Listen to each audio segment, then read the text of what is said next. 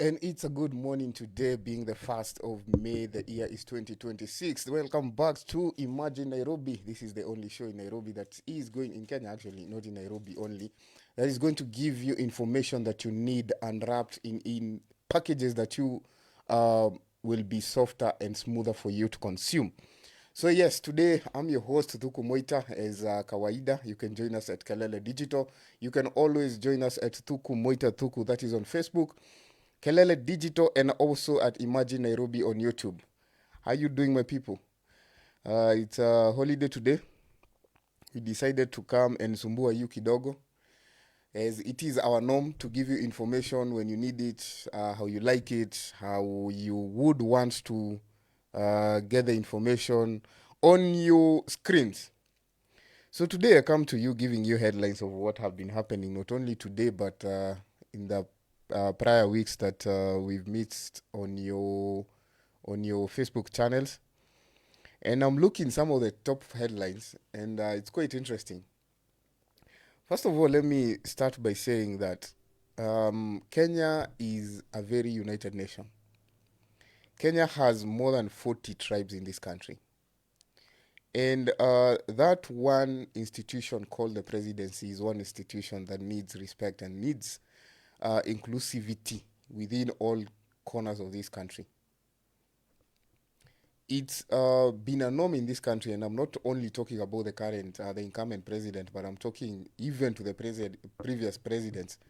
And come to think of it, there've only been two tribes that have been president in this country. It's quite sad. 60 years down the line. And when, for those who've been in president, decide to go all local linguistics, let me put it in those kind of words, it leaves the rest of the country wondering where we are.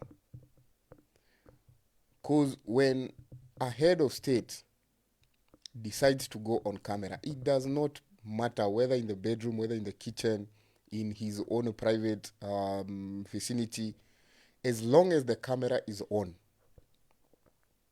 you are not addressing the people in that room, you are addressing the nation. We saw it before with the previous president who also did it. And I'm not here to say that only this one president has done it. We've seen it before with other presidents. Actually, every other president in this country, nearing elections, they found the need to go back to their communities and address them in their local dialects. It's a very dangerous trend. And we've seen what this trend has landed us before, where it hasn't landed us before. There is no one single tribe in this country that is more superior than the other. So it is quite unfortunate that these incidences keep on happening. And I would only wish that people would take a turn from that and shift direction and respect that institution called the presidency.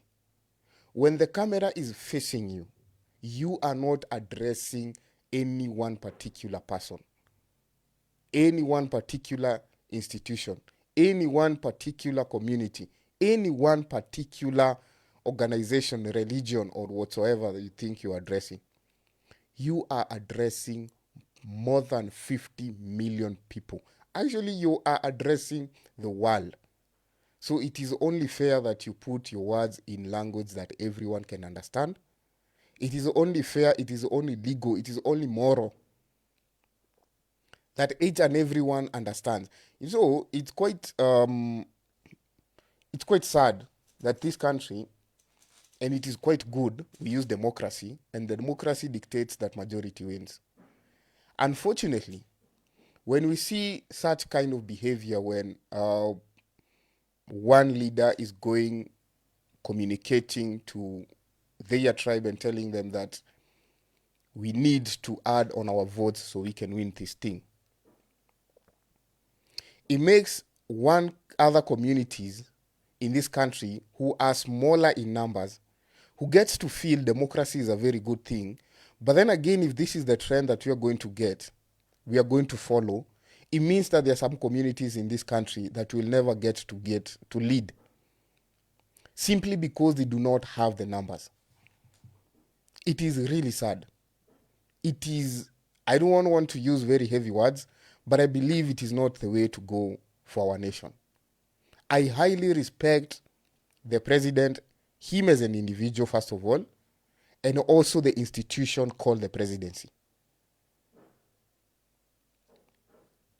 But, and I'm very sorry to mention this, we cannot have a community like the Gabras, a community like the Ma, a community like maybe even some of the Pwani, some of the coastal region communities who do not have the numbers like the rest of the communities in this country have.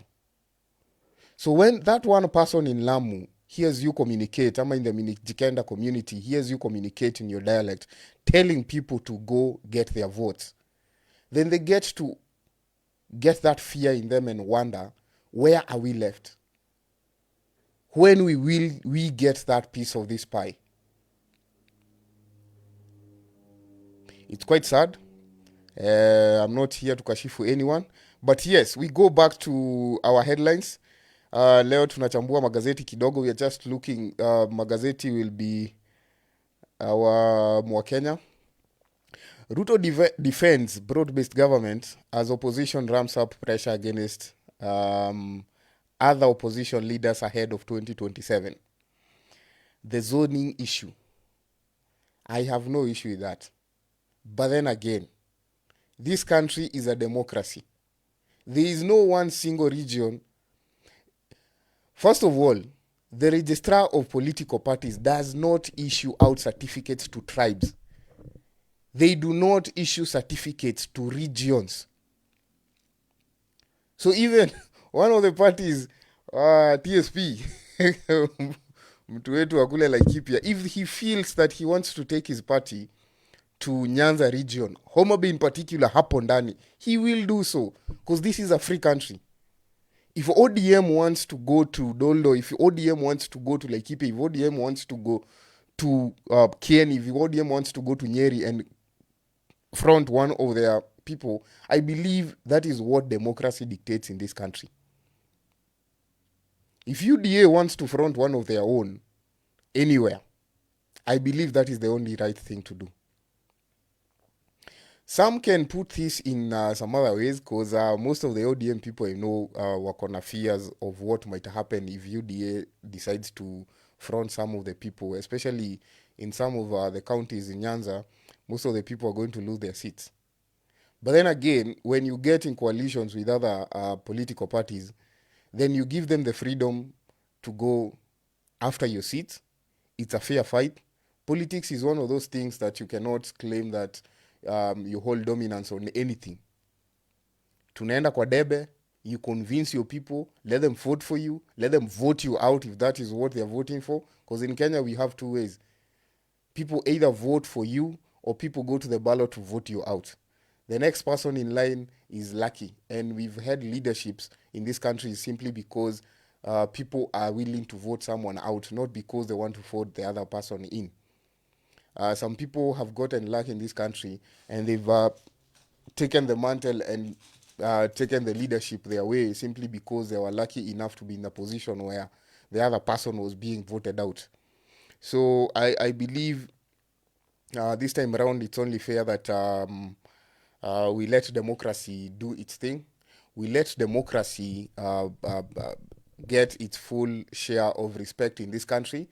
So if the zoning thing is an issue, then I think it's only fair we go back to the constitution and undo some of the writings that are there that govern us. So yes, opposition leaders intensify county tours as early 2027 alignment takes shape. Another very sad thing, this political atmosphere that we are seeing are really stagnating our economy. Kenya, as we know it, politics does not come fair. Politics does not come peaceful in this country. So when you decide to make your tours in within the week from Monday to Friday, and it decides to take a route all the way from Ngong Road to Naifunga, then you decide to go all the way to Kingara Road, then there is no biashara happening up there because police are on both the ends wakifunga, because politicians are trying to make rallies as early as 2026. while the constitution clearly gives parameters on where campaigns should start, then this is not a good thing for our country. We are complaining the tax are not being met. The tax thresholds are not being met. How are they going to be met if we have one shop in Kangemi, in Kawangware, that is not operating 2 days or 3 days a week simply because there is a politician coming by, there is a rally passing there? Then on the weekends when we have markets, saa hiyo ndio watu wanagombana, where are we going to take our rallies? Then I think it's only fair that the constitution takes its full force. And the police should not be used to go protecting people on rallies. Police have very well laid out mandates of what they should do. Police have been turned to watchmen, to politician watchmen in this country. So how are you going to collect taxes kama mko kwa rallies every other day munafunga biashara za watu? It might sound like lectures. I'm not here to lecture. It is the headlines that they are written on our dailies. Fuel crisis sparks political clash between government and critics. Yeah. That's a headline, is one of our dailies, but I could have used this headline. I could have written this headline in another way if I was the editor within these dailies, because it sounds more political like that. But all the same, I want to quote this. This is not the first time we've had issues with fuel in this country. And I only feel that since this is an international incident, the communication at which information is given to the public is very wanting. Soon as fuel issues started in the world, I saw a headline where Malaysia communicated to its citizens in a very nice way. And information was given, and criteria and policies at which govern that country when such crises come were given in their dailies. And information was given in a way that all the citizens were comfortable with it. In this country, the problem comes when other people want to make profit of the agenda at hand in that country right now. Because I can promise you there were people who are waiting for these fuel prices to rocket up so they can make a killing. And that is the only issue we have in this country. Every other shida, there is always someone waiting under the table with a bucket to milk whatever is remaining in the tax coffers. It is very sad. It is very, very sad. Because I don't understand how people, there's a slogan that was going around with the doctors, that daktari alipwe kama tenda. Some of the times I go to Upper Hill while passing by, and I watch those brokers who normally park uko kwa uto to ofisi to serikali wakingoja stationary tenders and everything. And you look at some of the vehicles they are driving. Then you go to Kenyatta and look at the parking lot ya daktari, and you watch some of the vehicles, ama walimu hata. People we depend on to survive on, to keep us healthy. Madaktari. No wonder these people fly out when they get sick. They literally know they've done injustices to our doctors, hence them not wanting to get their services in this country.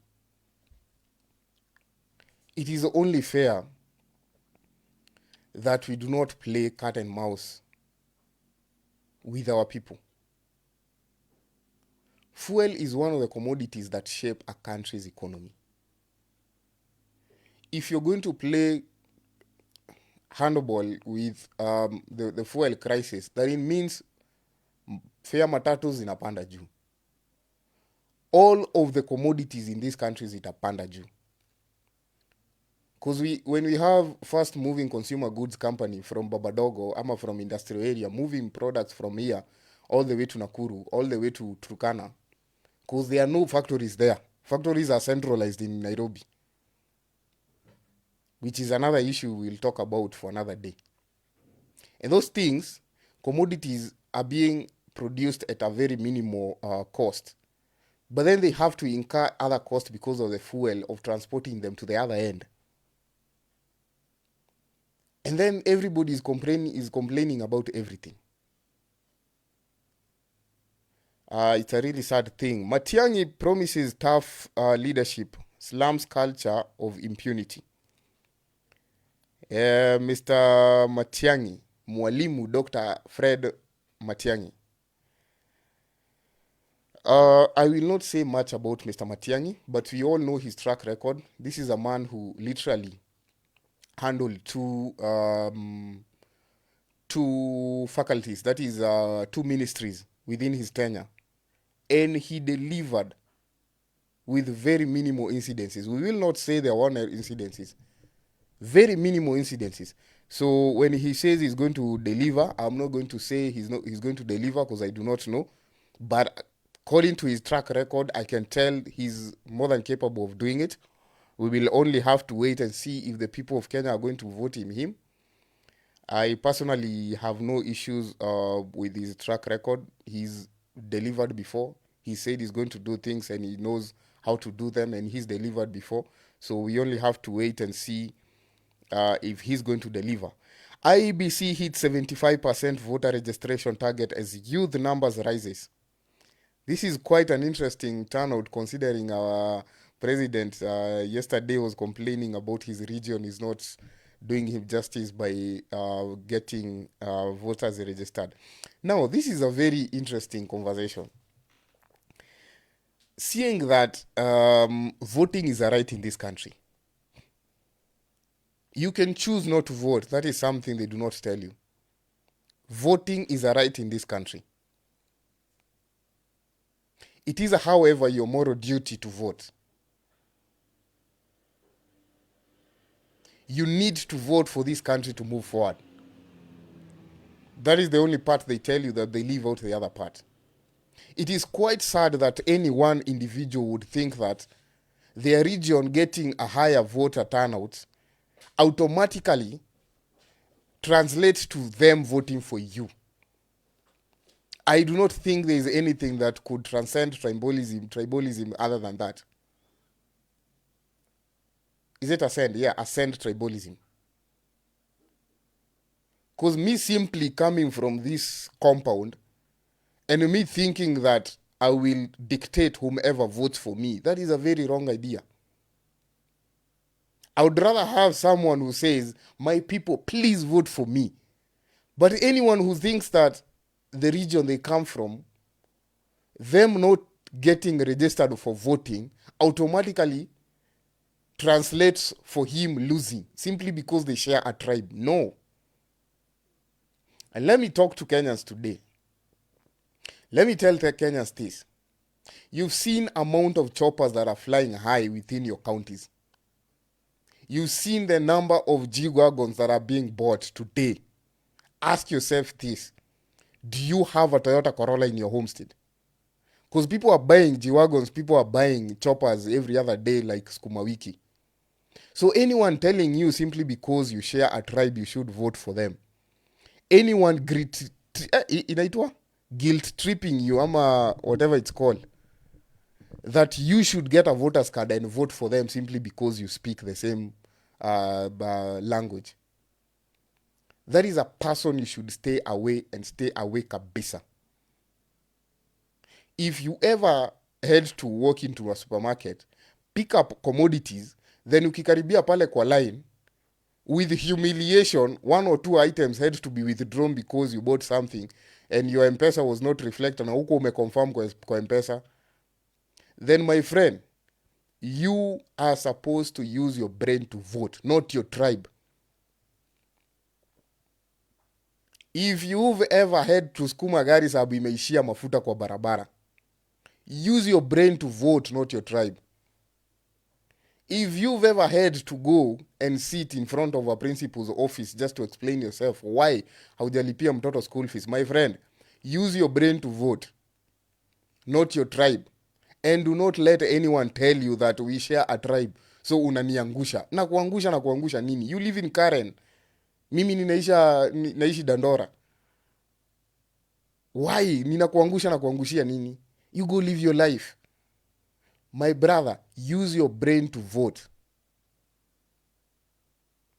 If you've ever heard to stand in a stage, unasimama pale kwa stage cause you're less 10 bob, unangoja gari zinalipisha 70 bob, unangoja gari ya 60 bob, you're less 10 shillings, ama your math does not allow you to spend that 10 shillings because you still need to come back and that 10 shillings count for the fare back home. My friend, use your brain to vote. If you've ever had to walk in a hospital and ask the pharmacist, ni dawa gani ninahitaji sana, niachane na hii ingine ndio ni afford hivi ingine, my brother, my sister, use your brain to vote, not your tribe. If you've ever had to travel, and I will say this frankly, because there is one region in this Nairobi, especially in Isili right now, it is the only place you will be comfortable walking in a hospital and know that SHA is going to take care of you.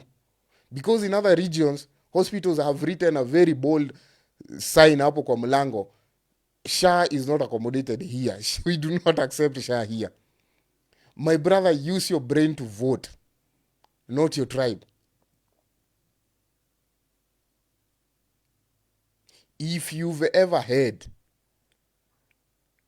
to take your kids because they've gone on holiday, unapiga hesabu unaona, I would rather do my mother's shopping ya 10,000 waende nyumbani, because otherwise if they stay in Nairobi they will spend probably twice that.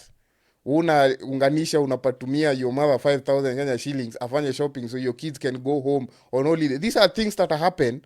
My brother, my sister, use your brain to vote, not your tribe. Some of these people will go out telling you stories of how sijui ukubwa ikikaribia nyumbani kuna vitu zinatiririka zinakufikia zingakufikia. Do not fall for those kind of stuff. Ask people in Gatondo. Go to northern Gatondo and see people living in poverty. Go to southern Gatondo and see people living in poverty. Go to Nyeri and see people who are living in poverty. There's been a president who served in Gatondo for 14 years. There was another one who served for 10 years. That is a total of 24 years. And still some people, you will find some people in Gatondo complaining over how hardship is. Actually, you will find people who have living in more poverty in Gatondo than in other places where they've never even had a prime minister ama a minister within their community. And they're still struggling in this life. So do not let anyone tell you over how, simply because you share a community, you should be voting for them.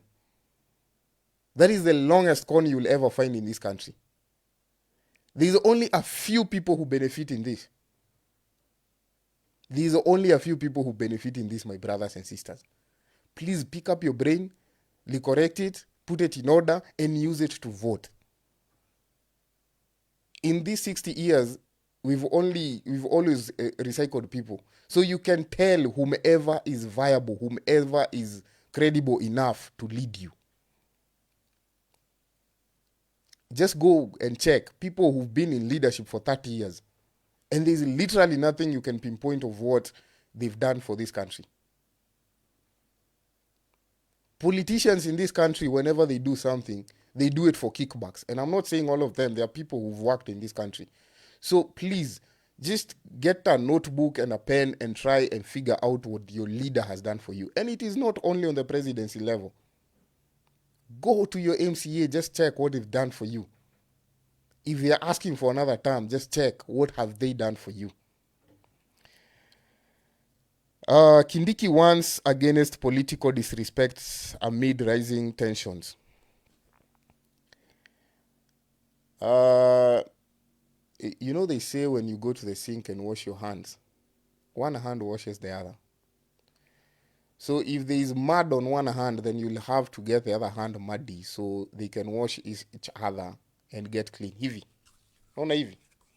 So kama hii mkono iko na matope, ukienda kwa sink ufungulie maji unafanyaga hivi. So hii mkono inapata the same bacteria that on this hand for both of them to get clean. It's a very short statement, but you need to unwrap it for yourself. I love my freedoms. Much as I'm talking here, I love my freedom. ODM UDA talks steer debates over future of bro-based government. I think we've touched on that. That is on another headlines newspaper. It's still the issue of zoning. It's still the issue of people wanting to hold what they believe is theirs. It's still the issue of individuals having entitlements on public properties. People who feel they deserve more salaries from the government more than anyone else. People who want to isolate power within their own reach. Kitunyi criticizes G2G fuel deals, calls for policy overhaul. As I said, the G2G issue, as we've heard from multiple people, and the only thing that I say in this country that fails is communication. Because we've heard what the opposition had to say about this G2G deal. Most of the people have said that G2G deals are government to other individuals who are purporting to be acting on behalf of the government. We've never really heard what the government had to say to it, because most of the issues I've seen being addressed to the government by the government are either individuals who've come on TV drunk, either people who've trying to play offense and say they are going to jail people who made mishaps on those deals. And I want to wonder, you see, when you assume offices in trust of the people, then all liability falls within you. So if your principal secretary was making deals behind your back, one of the things that lies within bosses, unaona ile kitu inaitwa boss mkubwa, the reason why companies hire CEOs, the reason why we have management offices within organization structures, it is because the board of members cannot come and hire everyone within the organization. So if there are mishaps within those organizations, the burden of proof lies within the topmost office. That is the CEO's office. If within the certain department, that MD within that type of department, yeye hiyo makosa ndio inaangukia. So a CS cannot come and tell us, I did not know. And that gets to be defense enough. Because when you're doing deals within millions, you cannot simply tell me you did not know what was happening within your docket. And this is something that I keep on saying. When things happen within your jurisdiction, it either tells us that you're very stupid, you did not know, or you are an accomplice. Either of the two qualifies you for dismissal. Why, honestly, would we have an incompetent person who did not know that people are siphoning millions within his docket without his knowledge?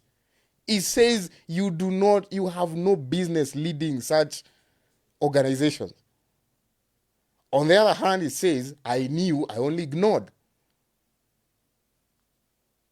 Both of those criteria qualifies you for dismissal. What business do you have to be in government if you have no idea whatever is happening within the mandates that have been given to you?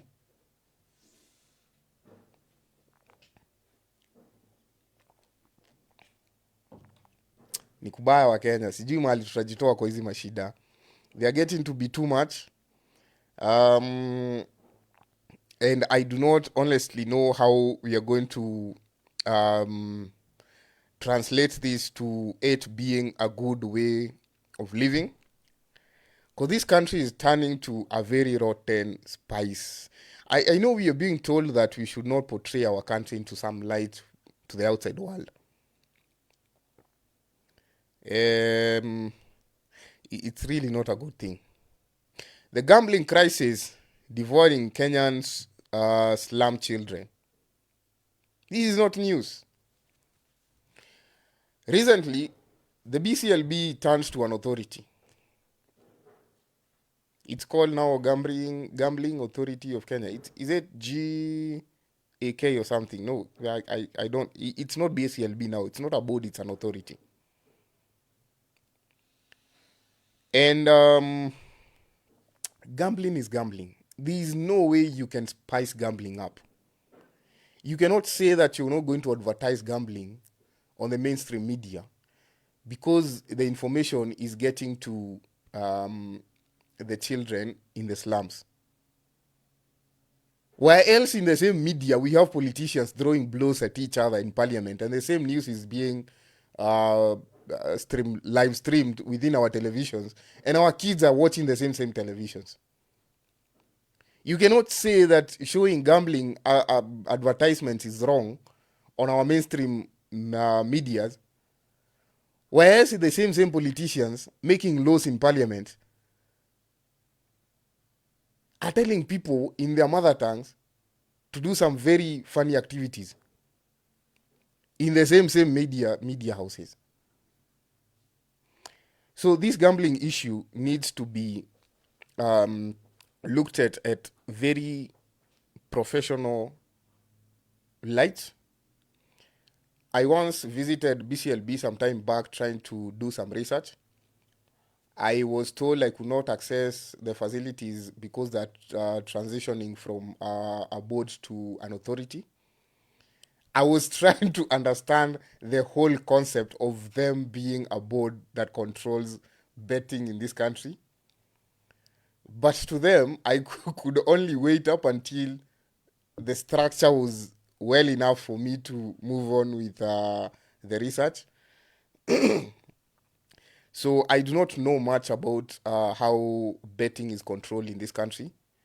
When the same offices are being guarded by policemen hapo nje, ukishuka tu lift hivi you cannot access the facilities. I do not know if they changed ama they are allowing people to go inside, so I do not know how we are supposed to know how these bodies work without having access to them. So I may not have so much information on that. But gambling is one of the areas that I say there is no safe grounds with gambling. I don't think there are enough policies, there are enough securities that could be put in place to make sure that people do not indulge in gambling. Gambling is gambling. I do not know how to put this in a very lightweight. Gambling is gambling. There's no way to play it safe with gambling. So I will going to look for an expert one of these days, so they can come here and try and give us some of the ways that we can control gambling in this country. A lot of people who are in gambling are making a killing of it. Some of these people have politicians. Some of these people are turning politicians. Who knows, probably influencing policy making, law making in parliament. So I do not know how we are going to turn that into something very nice. I have one issue I want to attend here. Rigathi Gachagua, Kalonzo Musyoka, Madhakarua. Opposition political movement heating up. Is there going to be a divide within opposition? It is a question that needs answering. One of the greatest opposition party that was headed by the Right Honorable, and may God rest his soul in peace, Raila Amolo Odinga, really knew how to keep governments in check. The kind of opposition we have today, and I have no hard feelings, I have no beef with anyone. You cannot claim to want power, yet you're not keeping the government in check. You see, there's a difference of keeping government in check, and there's a difference in insulting the government in place. You cannot make rallies from here to Meru and every other stop you make, the only thing we hear from you is insults. We have an issue of fuel in this country. We have people who've literally taken money into their own pockets. We do not need you to make the same accusations as me in a podcast is making. You've been in government. You know where the problem is. Please tell us this is where the problem is. You have politicians in parliament right now, incumbency, holding offices in parliament. Use those members of parliament to try and enact change within those faulty areas. Insults is the only thing we are seeing in politics right now. I have never seen so much immaturity in my life, in the life of adulthood I've lived, as we are seeing today in our televisions. The only thing that you have politicians coming from their mouth is insult. I remember Raila Amolo Odinga alikuwa anaingia kwa station hivi ama anaenda kwa rally. Unga, mafuta. Those are the things that they came from his mouth. The only thing that is coming from people's mouths right now is insults. So even wonder if we were to change government from this position to the other position, what good are we doing? What good are we doing? And please don't get me wrong. I am not inserting Matiangi into this mix. Matiangi is the only person that you will never hear insulting anyone. Matiangi was given 1.5 hours on Citizen television with Jeff, and he gave solutions to problems. He never complained. And all he asked from you Kenyans was, nipeni yo kazi and see what I can do for this country. Mwalimu Dr. Fred Matiangi gave solutions to problems and told people this is the only thing I can do. Because quite honestly, if you look at Matiangi right now, there is not much he can do. The only thing he can do is influence the the smaller number of Jubilee members of parliament who've been left within Jubilee party, because all the others are trading with the Jubilee party's name and they've shifted camp to other areas just to make a few bucks. So please, if this dispute is going to happen, I'm not saying it's going to happen. Some of the people, and I can read one comment here, someone is saying, the opposition you're talking about, Bwanaduku, is the necessary evil we need. I do not know much about necessary evil. I only know of evil and good. You're either on this side or on the other side. Yes, the other, now we've shifted to social media now. We are not on, I'm giving you news all round. There's a new hashtag by one Millie Othiambo. Millie Mabona. She's saying hashtag, I am jealous of Gladys Wanga. Let me shift camp to Nyanza kidogo, and most especially Homa Bay. It is about time this personal politics reshaped. Millie Mabona is one of the more vocal politicians in this country. She did not start now.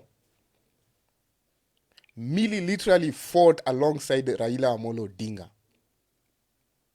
when politicians were being punished for taking certain stands. Millie was one of the vocal and the most vicious politicians, fighting for what she knew was right. So when she takes a stand right now, she herself knows very well, I could lose that seat. But she's confident enough, sababu anajua ile kazi amefanya. That is why she doesn't fear. If UDA wants to come and set up shop in Suba, they can come, because she knows this is what I've done, and I'm going to tell my people what I've done, and I'm going to continue doing good for my people. So she does not fear. She knows very well, I've done right. My track record does the campaign for me. So if you feel that she's jealous because she made one comment, that she feels is very right within her own beliefs, then I think tuko na shida mwingi kubwa sana sana sana sana as Kenyans. So yes, that is my take for today. And the hashtag for today is I am jealous of Gladys Wanga. Is that the saying? Let me check that hashtag again, because Millie Mabona is one of my favorite politicians. And if that is how you want to portray her, then let's push this hashtag of hers mpaka ifikie hao wenye wanataka kumportray in a very bad light. Millie Mabona deserves to speak her mind. Millie Mabona deserves to be within her own rights. Kidogo tu tufike hapo. Let me check the hashtag vizuri venye munamuekelea. A minute as we wind this up. So the hashtag says, I am jealous of Wanga. That is the hashtag for today. And please, keep it up. Visit Millie Mabona's page. This is one person that I believe is not afraid of losing. Is not afraid. She is not isolating anything within her own. She's not giving in to her fears. You understand? So yes, that is it for us today. My name is Tuku Moita. I'm your host, and I will continue being a host every single day from 7 a.m. to 9 a.m. We've shifted. We are only also going to work on the weekend and on the public holidays up until the word is out, and we've made change. Whatever change we're going to make in this country, we are not here to fight anyone. We are here to simply give information as it is. Simply, if you go insulting people out there on the streets as a politician, that is the only thing we are going to report here. We are not here to fight anyone. We are here to analyze and give information on good light. Thank you very much and enjoy your Labor Day.